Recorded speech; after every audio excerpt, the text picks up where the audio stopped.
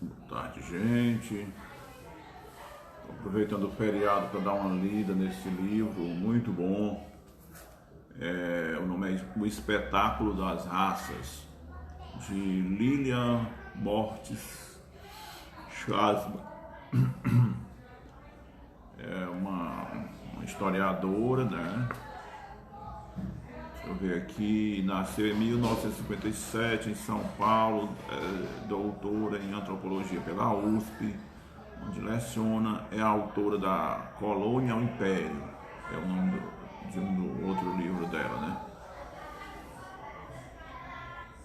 República, vou ver, e sobre a ditadura, né? E retrato em branco e negro. É muito bom o livro dessa mulher, viu? Espetáculo das Raças. Eu comprei já faz uns 2 anos, aí eu no doutorado eu não pude ler porque fugia do meu recorte temporal muito e tal. Aí estou lendo aos poucos atualmente. Eu aconselho, né, quem quiser ser uma pessoa melhor, uma pessoa culta, entender o seu país, a sua época, os problemas que o Brasil enfrenta, você compra barato pela estante virtual. Compra cópia usada, né, como eu comprei. Eu até mutilo o livro, não é bem mutilar o termo, eu colo folhas e faço observações, né? Eu estou escrevendo, assim, sempre que eu posso eu escrevo no fim de semana sobre a seca no Ipu, a seca de 1932 no Ipu, que é o campo de concentração e tal. Essa foi minha monografia de graduação. Aí eu fui convidado por um grande amigo, o Emanuel Furtado, para a gente escrever juntos sobre isso, né, sobre o campo de concentração do Ipu, né? Até pelos meus contatos, né, também conheci o Dr. Valdeci Alves, que é um jornalista, né, da capital. Na verdade ele é de Senador Pompeu, mas mora em Fortaleza, assim como o próprio Emanuel, né? E o Dr. Valdeci tem uma pesquisa muito boa sobre o campo de concentração de Senador Pompeu. Aí, assim, já fez obras de ficção a respeito, né? Não, se eu não me falha a memória, o romance dele, o nome é Urubu, ou é Urubus, uma coisa assim. No caso do Ipu, já tem vários trabalhos feitos a respeito. Eu mesmo comecei minha carreira enquanto historiador pesquisando isso, tenho muita coisa pesquisada, não é? Embora na época eu fosse uma pessoa que não tinha maturidade intelectual. Também tem a pesquisa da Jane e de outras pessoas mais, né? Os trabalhos do Frederico de Castro e da Kenia Rios, que estão lá em Fortaleza, que tratam da seca de 32, eles são imperialistas. Vou explicar o que é isso. Eles enxergam a história do Ceará só a partir da capital, certo? Então, em Fortaleza é o foco de análise deles. Então, no interior, eles não analisam de forma densa, não tem nada. É como se todos os habitantes do sertão fossem flagelados. Sabe um termo genérico? Flagelados. Os flagelados do Ipu, como se todo mundo que morasse no Ipu fosse flagelado. Até o termo flagelado é um termo inadequado, né? Por conta que veio da ideia de que Deus castigava a sociedade com a seca, né? Aí assim, é o flagelo de Deus, a seca era o flagelo de Deus. Aí algumas observações que eu tenho a fazer são muito pertinentes, tipo assim, nas épocas lá no 1932 a ciência já sabia como é que se dava o contágio das doenças, né, do sarampo, tuberculose, varíola, várias doenças que são transmitidas por vírus e por bactérias. Já se sabia que se aglomerasse 5.000 pessoas num só lugar, você iria matar um bocado de pessoas. Mas o governo do estado do Ceará e o governo do Brasil impunha, né, a essas populações sertanejas que passavam fome e tudo mais, que elas só iriam receber o auxílio se prestassem serviço. Então, por exemplo, o pai de família ou o jovem, para receber a cesta básica, não era cesta básica, era uma porção de ração de alguns dias, né? Ele tinha que trabalhar em açudes, estradas, prolongamento de ferrovia, construção de portos, construção de prédios públicos e por aí vai, entendeu? Aí assim, a seca era uma oportunidade para o governo suprimir a cidadania de parte de sua população e forçar essa população a fazer um tipo de trabalho análogo à escravidão. Hoje nós chamaríamos assim, na época não se chamava, né? Aí tento compreender isso, né? Vou escrever. Se a minha cidade tivesse assim, uma elite mais culta, né? Fosse uma sociedade mais articulada, a gente ia explorar isso aí para dar visibilidade ao município. Mas não, as elites do Ipu tentam apagar o passado para construir, né? Até o Iramar Miranda, o meu amigo Iramar Miranda, tem um artigo sobre isso, né? que é a memória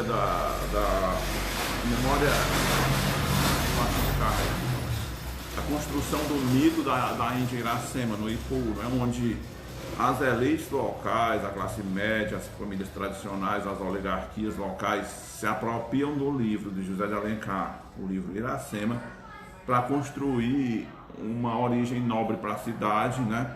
Que é interessante, ao mesmo tempo que usa a Índia, Iracema, por um lado, por outro, nega qualquer vinculação com índios, como se nós não tivéssemos nenhum sangue indígena nas veias, entendeu?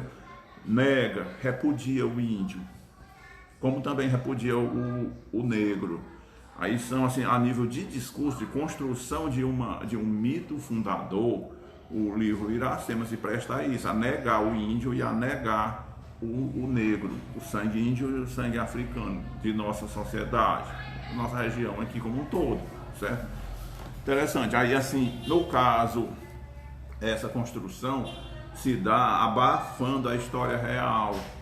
Não, é como se nós não tivéssemos no Ipu dos anos 20, por exemplo, dos anos 1900 e tal, nós não tivéssemos pobreza, nós não tivéssemos prostituição, não tivéssemos violência, roubo. É como se nós fôssemos, é como diz aquele... Tem um poema aqui que é o hino da cidade, né? O verdadeiro hino da cidade, né? O Ipu é um pedacinho do céu que se desprendeu e caiu, ou seja, não há pobreza, ninguém passa fome, não há doenças, não há tristeza, não há sofrimento, não há miséria, entenderam? Isso é uma identidade que foi construída, negando a realidade.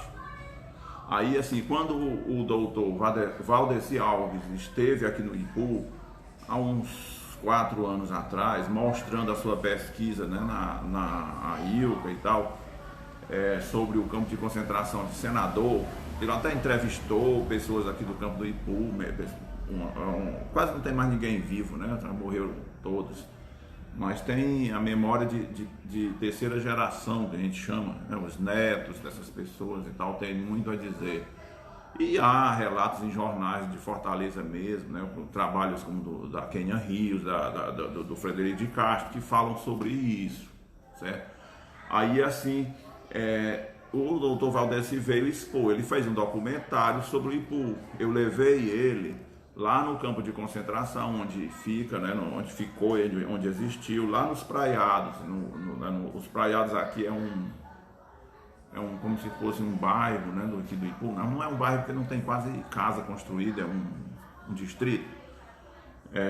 Próximo ao cemitério, entendeu? Depois do cemitério do Ipu, anda-se um pouco, aí se chega no local onde houve, em 1932, a construção desse campo de concentração, construído pelo governador do estado, né, o Carneiro de Mendonça, junto com o Getúlio Vargas, né, para concentrar os flagelados, os pedintes, as pessoas que estavam morrendo de fome, e exigir delas, em troca do alimento, trabalho forçado. Olha só, quase um tipo de escravidão temporária, uma lacuna, um hiato na cidadania dessas pessoas, né, que nós estávamos no período republicano, E curioso que essas pessoas que estavam exercendo trabalho análogo à escravidão, essas pessoas, tinha gente branca, tinha gente negra, tinha gente parda, a grande maioria caboclos, né? A massa cabocla dessa população, né? Isso aparece muito nas fotos do professor Melo, que o seu João Chiquinho era um dos assessores do prefeito Joaquim Lima, na época, né? E eles tiraram fotos. Graças a Deus essas fotografias se preservaram para a história do Ceará, né? Aí o que acontece? As elites locais, agarradas a Delmiro Gouveia, agarradas a uma história positivista, uma história que não é história, né? Eu chamo de história, mas é uma memória, né? Ignoram a realidade. Então, se tivessem aqui uma produção voltada para isso, uma divulgação, o IPU poderia se apropriar dessa história e ganhar visibilidade a nível de Brasil, a nível de Ceará, para sair num canal de televisão como a própria Rede Globo, uma matéria lá, ou enfim, qualquer canal de televisão tinha que ter um memorial, que não é nada demais, são fotografias, é só pegar, recolher essa memória e imprimir com uma fotografia de 1 metro de tamanho, estampar nas paredes e tal, um memorial da seca de 32. No caso de senador, o doutor Valdeci, ele é um articulista dessas coisas, né? Então ele leva pessoas para visitar o local onde o campo de concentração de senador, né, Pompeu existiu, que é chamado de Campo do Patu, e tem peregrinações, o pessoal vão fazer promessa e tal.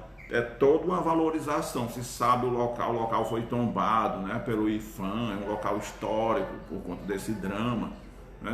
Morreram milhares de pessoas ali, de doenças, né, e de fome, desnutrição e tal, mas principalmente de doenças. E aconteceu isso também no IPU, e me chocou, eu fiquei chocado, e o doutor Valdeci também, quando ele mostrou as imagens do campo de concentração de senador aqui para as pessoas da academia, da AILCA, do IPU, negando, dizendo que no IPU não tinha sido assim, que no IPU tinha sido uma coisa tudo tranquila, não tinha havido mortes e tal, que o doutor Francisco Araújo, né, um médico encarregado de cuidar dos doentes, nessa época tinha feito todo um trabalho de higienização eficiente, que não tinha morrido ninguém. E não havia um campo de concentração no IPU. Então a memória local, a construção de uma memória sufoca a realidade.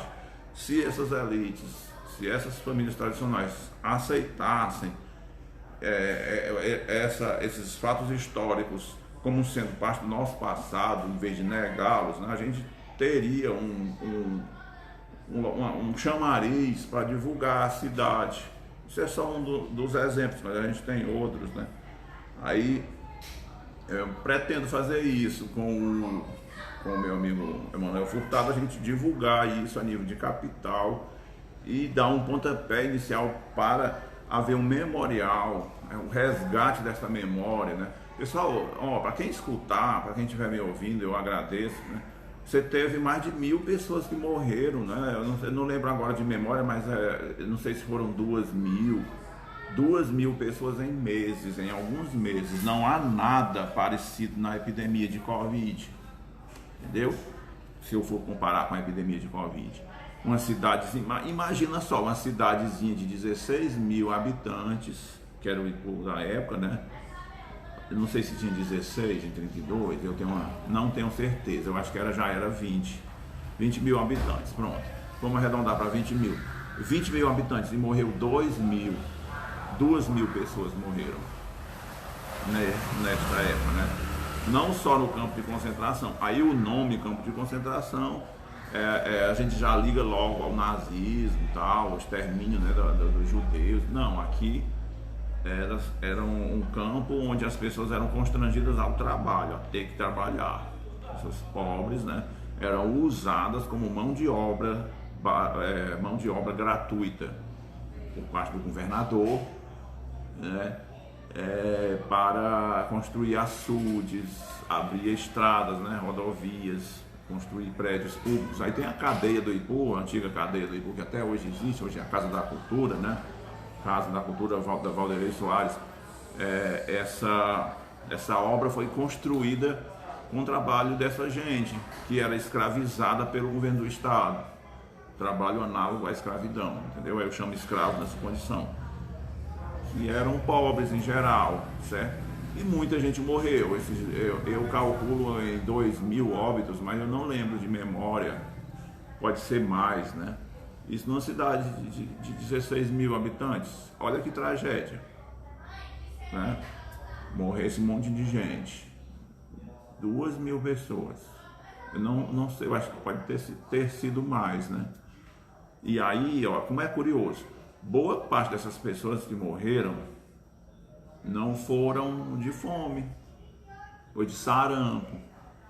Então imagina se o Bolsonaro condicionasse o auxílio emergencial ao trabalho. Só vai ganhar R$250 quem trabalhar quebrando pedra para construir um calçamento em suas cidades. Entendeu? Aí isso aí, ao aglutinar essas pessoas e ao forçá-las a trabalhar, era ou não era gerar as condições de contágio dessas pessoas para o sarampo, tuberculose, enfim, um monte de patógenos que existiam em circulação na região da época, entenderam? É muito grave. Aí eu queria que tivesse alguém de força e de influência, de peso político que abraçasse isso, abraçasse esse projeto, porque nós somos, eu e o Emanuel, nós somos só dois homens sem inserção na sociedade ou na região e tudo mais, né? Não dá para fazer isso, entendeu? Como é curioso. É um desperdício, a história está sendo esquecida, abafada, ignorada, porque as elites são incultas e consideram isso feio. Aí eu já fiz até algumas críticas, eu acho que eu sou membro da academia, né, do IPU e tal, mas eu percebo que o pessoal não gosta muito de mim lá não, viu? Porque quando eu aponta os defeitos, né, pra gente corrigir, o pessoal não aceita, né? Fica vendo como me veem como alguém que eu não sei não, cara, eu não sei o que é não, eu não sei, não é meu inimigo não, mas assim não entendem, né, o que a gente fala, não tem uma percepção dessa leitura que a gente faz da realidade, né? Quer um passado belo, romântico, ideal, casto, higienizado, né? Uma memória, um passado que dá dignidade, que é um passado quase europeu, né? Como se a gente fosse um povo branco, né? Sem negro, sem índio, sem prostituição, sem violência, sem pedintes, sem esmolés, sem morte, sem violência, nada, é um passado higienizado. Aí nesse ponto eu até, no meu contato com a região do Cariri, eu admiro um pouco, né, a região do Cariri. Nesse ponto eles são, as cidades da região do Cariri são mais de 20 municípios, eles têm uma valorização da cultura e da história, da memória deles, assim, uma memória mais autêntica, mais verdadeira do que a gente tem aqui na nossa região. A nossa região aqui, a Ibiapaba nem se fala, a Ibiapaba não tem passado.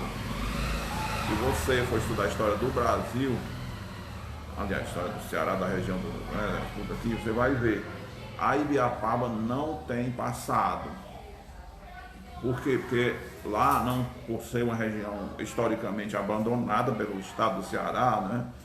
Entre o Piauí e o Ceará, uma região fértil, mas não foi desenvolvida, não tem uma universidade, nunca teve, né? Então é uma região que não tem uma elite culta, não tem pessoas cultas na Ibiapaba, do ponto de vista, estou falando, do ponto de vista histórico, né? Há um ou outro que nasceu lá, foi embora e se formou em Pernambuco, ou em Fortaleza, ou a nível de Brasil, como Clóvis Bevilacqua, né? Mas a vida dele não foi na Ibiapaba, ele não produziu na Ibiapaba, entendeu? Então não há nada ali, não há organização nenhuma das cidades. Aí compare isso com o Cariri, com as mais de 20 cidades do Cariri, como eles valorizam, né, o regionalismo, a identidade, até a caricata, né, de certa forma tenho essa ressalva a fazer, uma caricatura, né, um pouco, mas assim, é uma valorização, né, você preza pelos a intelectualidade e tudo mais. E a nossa região aqui, a gente tem Sobral como um polo, mas o Sobral tem essa característica de ser ser uma cidade uma cidade cabocla, talvez a maior metrópole cabocla da região aqui toda, mas que nega o seu sangue, nega a sua origem cabocla, Sobral, né? Aí assim, ao negar essa sua origem, ela sequer branca. Sobral advoga ser portuguesa, entendeu? Uma elite portuguesa. Não defende uma memória regional, não defende uma história regional, ela repudia a sua gente, ela repudia o que é popular. A elite de Sobral repudia a sua herança indígena, a sua herança cabocla, a sua herança negra. Eles têm vergonha disso, entendeu? Estou falando do ponto de vista histórico, né? Numa perspectiva de média duração. Aí o Ipu repete um pouco isso.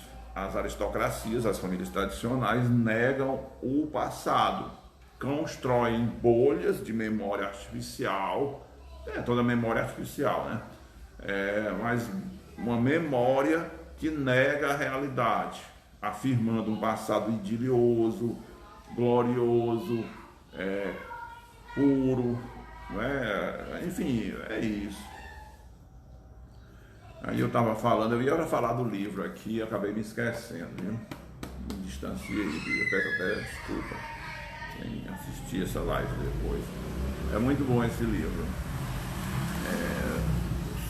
O Espetáculo das Raças. E vai falar do racismo no Brasil. Como é que isso vai surgir o racismo que a gente tem até hoje, né? O racismo estrutural, certo? Aí a autora explora isso de forma magistral, né? Eu tenho algumas ressalvas a fazer na obra dela e as fiz. No final eu colei páginas e estou colocando, não vai longe de terminar. Mas é um livro maravilhoso. Quem quiser adquirir, você compra pela estante virtual, viu? Muito bom mesmo, certo? Aí ele vai falar de como é que vai surgir no século XIX até os anos 30, né? Primeiro, assim, a ciência, o darwinismo, o evolucionismo estão surgindo na Europa, certo? O evolucionismo. Vamos pensar na teoria do Charles Darwin, certo? A teoria do Charles Darwin pressupõe que o ser humano evoluiu do macaco, né? De uma coisa parecida com o macaco, um animal assim, até chegar em nós, os Homo sapiens. Mas na época se achava que o branco europeu era o último padrão de evolução, que abaixo do branco estavam os amarelos, que entravam aí os índios, né, e os asiáticos, e abaixo dos amarelos estavam os negros. É como se nós tivéssemos três raças humanas: o branco, o amarelo e o negro. E o negro era se achou na Europa, né? Aí deixa eu ver, tem alguns teóricos que vão desenvolver o racismo, né? O Gabinet é um francês, eu não sei se é Gabinet o nome dele, né? Desculpa o biquinho, mas é porque o francês faz a gente falar assim, né? A ideia desse pensador, Lombroso é um deles, né? César Lombroso, a ideia do criminoso nato, ou seja, a pessoa que tem predisposição ao crime já nasce assim. Olha que ideia perigosa. Então, assim, é possível identificar raças criminosas, certo?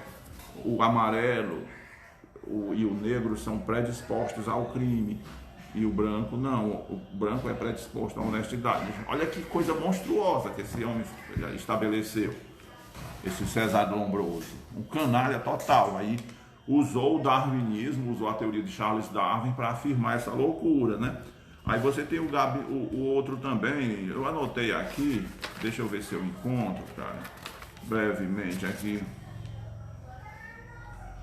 Vai gerar a eugenia, né? A ideia da eugenia, que é vamos purificar a nossa raça. Aí surgiu também a ideia de que a mistura racial, a mistura, né, do branco com o índio ou do branco com o negro e vice-versa e tal, essa mistura degenerava a raça. É igual assim, por exemplo, comparando mal, você tem um cavalo árabe de puro sangue e você bota ele para cruzar com um animal inferior, um jegue, entendeu? Aí vai nascer o que? O animal inferior.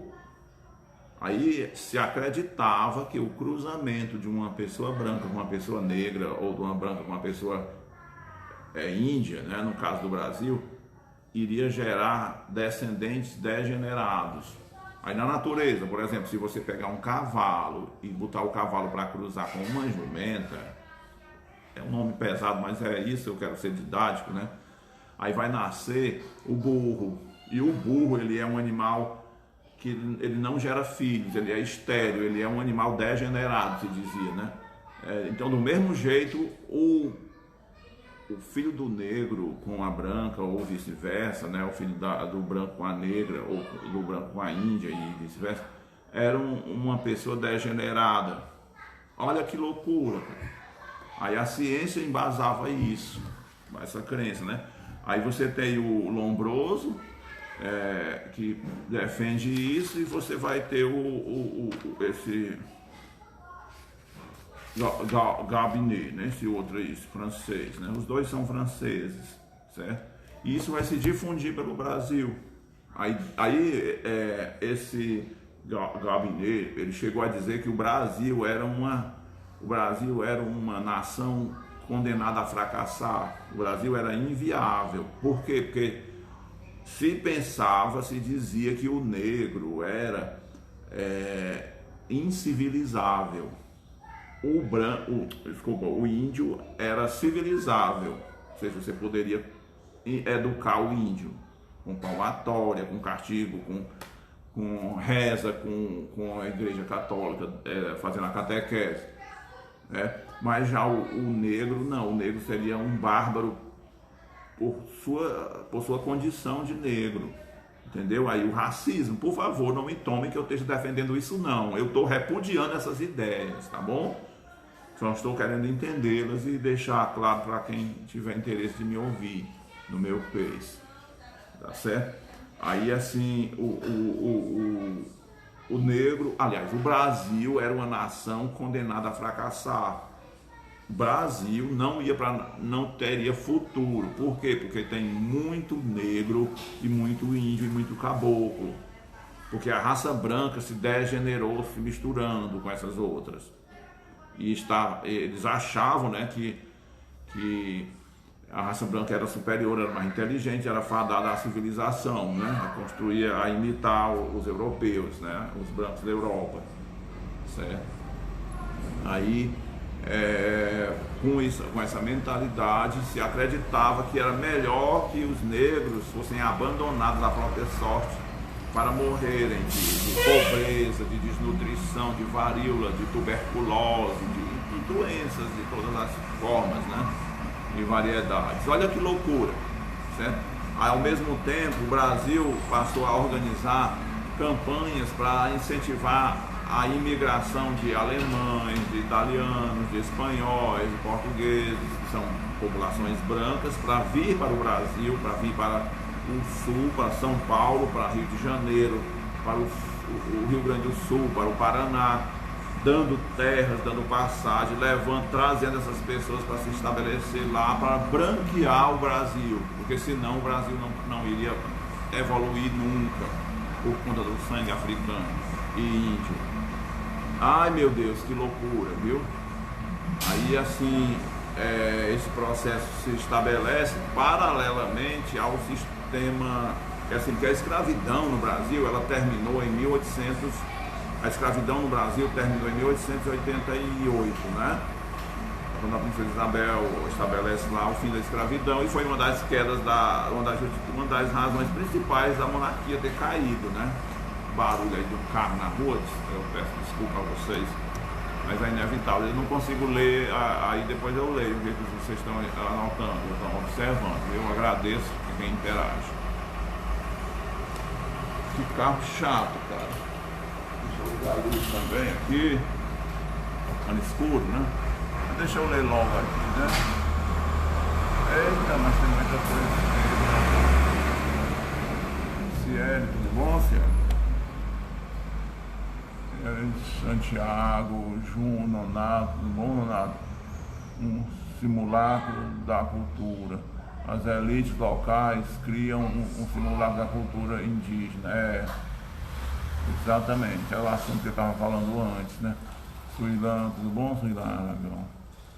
Paulo Pereira, tudo bom, Paulo? João Alves, tudo bom, meu amigo João? Luísa Martins, bom, né, Luísa? Tão nobre se alguém abraçasse essa causa, enfim, as oligarquias não deveriam negar nossa história. Ah, tá falando da questão lá que eu falei antes, né? É isso mesmo. E o Zé Edivaldo, tudo bom, irmão? Pois é, então, só para concluir o raciocínio, o Brasil tem um projeto de se branquear, copia a eugenia, né, da ciência europeia. Aí tem a escravidão. O Gessé Souza, que é um grande intelectual pernambucano, né? Eu acho que ele é pernambucano, se não me falha a memória. Ele tem um livro muito bom chamado A Elite do Atraso. Assim, nesse livro ele traz a ideia de como a escravidão estabeleceu o alicerce em cima do qual o Brasil foi construído, e que isso até hoje se faz presente na nossa sociedade. Vai tentar dizer, se você pegar a ideia marxista, né, de que o modo de produção cria a sociedade, o que o Marx estabelece? Assim, na Idade Média, quem criava as hierarquias? Os senhores e os servos. Era o modo de produção. E como era o modo de produção? A terra, cara, o feudo. Então, o dono do feudo era o senhor, era o nobre, era o rei, ou era o vassalo do rei. E quem não tinha a terra era o servo, era o escravo, era o indigente. Então, assim, o modo de produção feudal, a terra é o modo de produção, gerou aquela sociedade. Hoje, qual é o modo de produção? É capitalista. Então, quem detém o capital. Quem é que detém o capital? O que é capital? Capital é tudo aquilo que eu posso transformar em dinheiro, uma moeda que circula no planeta. Então, a terra é capital. O meu trabalho físico, né, a minha saúde física, o meu trabalho muscular é um capital, né? As florestas são um capital, enfim, os rios são um capital, os animais são um capital, tudo é um capital. Então, quem é que detém esse modo de produção? A elite, os banqueiros, os especuladores, né? Nós não estamos mais na fase da indústria, da fábrica. Os donos de fábrica, né, hoje em dia não são tão importantes assim. Nós estamos na fase do capital especulativo, que é um capital abstrato, né, que vive de juros, que circula pelo planeta Terra, saltando de bolsa de valores para bolsa de valores, especulando, entendeu? Então esse capital fluido, ele domina a política. Quando a gente elege um presidente, como no caso nós elegemos o Bolsonaro, né, tem lá um encarregado do capital para garantir que o presidente eleito vai cumprir as regras do jogo favorável ao capital, que é quem? O ministro Paulo Guedes. Foi assim na época do Lula, foi assim na época do Fernando Henrique. Enfim, os donos do capital controlam a política. E quando a gente vota num candidato que vai contra os interesses do capital, não é? esse candidato não tem futuro. A Dilma, por exemplo, a Dilma fez muitos erros aí, ela não compactuou com essas elites políticas do Congresso, com o Centrão, digamos assim, e teve uns erros, ela contrariou os interesses do capital especulativo, ela diminuiu os juros que a gente paga para esses especuladores, né? E menos de um ano ela caiu, né? Um ano e meio ela caiu por falta de habilidade política, falta de humildade, né? Dela fazer aliança com o Centrão, falta de jogo de cintura. Ela caiu, né?